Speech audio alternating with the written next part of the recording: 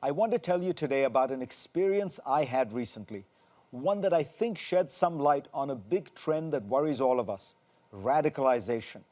I'll get to my tale in a moment, so bear with me. Thomas Jefferson often argued that an educated public was crucial for the survival of self-government. We now live in an age in which that education takes place mostly through new platforms.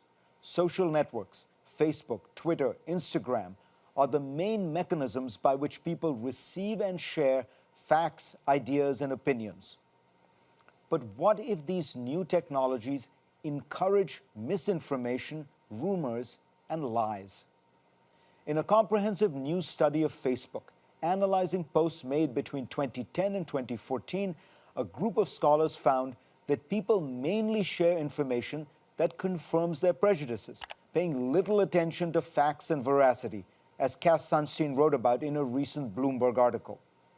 The result, the study authors conclude, is, quote, the proliferation of biased narratives fomented by unsubstantiated rumors, mistrust, and paranoia.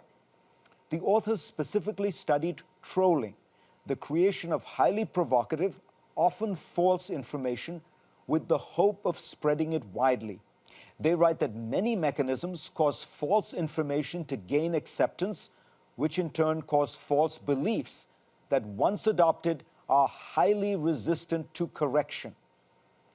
As it happens, in recent weeks, I was the target of a trolling campaign and saw exactly how it works. It started when an obscure website published a post titled, "CNN host Fareed Zakaria calls for jihad rape of white women." The story claimed that in my private blog, I had urged the use of American women as, quote, sex slaves, unquote, to depopulate the white race. Disgusting. And so much so that you'd think the item would collapse of its own weightlessness, right? Wrong. Here's what happened next. Hundreds of people began linking to it, tweeting and retweeting it, adding their comments, which are too vulgar or racist to repeat. A few far-right-wing websites reprinted the story as fact. With each news cycle, the levels of hysteria rose, and people started demanding that I be fired or deported or killed.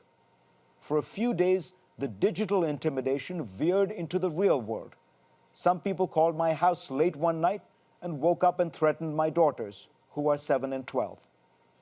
It would have taken a minute to click on the link and see that the original post was on a fake news site, one that claims to be satirical but doesn't really make that clear. It would have taken simple common sense to realize the absurdity of the charge. But none of this mattered. The people spreading this story were not interested in the facts. They were interested in feeding prejudice and hysteria.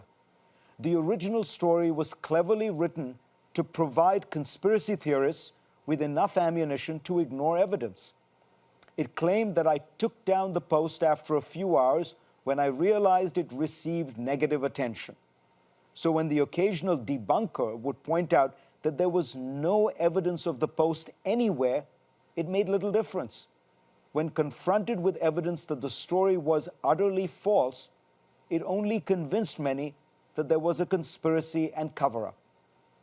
Elizabeth Kolbert, writing in The New Yorker, recalled an experiment performed by two psychologists in 1970. They divided students into two groups based on their answers to a questionnaire: high prejudiced and low prejudiced. The students were told to discuss with each other controversial issues like school busing and integrated housing. Then the questions were asked again. The surveys revealed a striking pattern, Kolbert notes. Simply by talking to one another, the bigoted students had become more bigoted and the tolerant more tolerant. This group polarization is now taking place at hyperspeed around the world. It is how radicalization happens. I love social media, but somehow we have to help create better mechanisms in it to distinguish between fact and falsehood.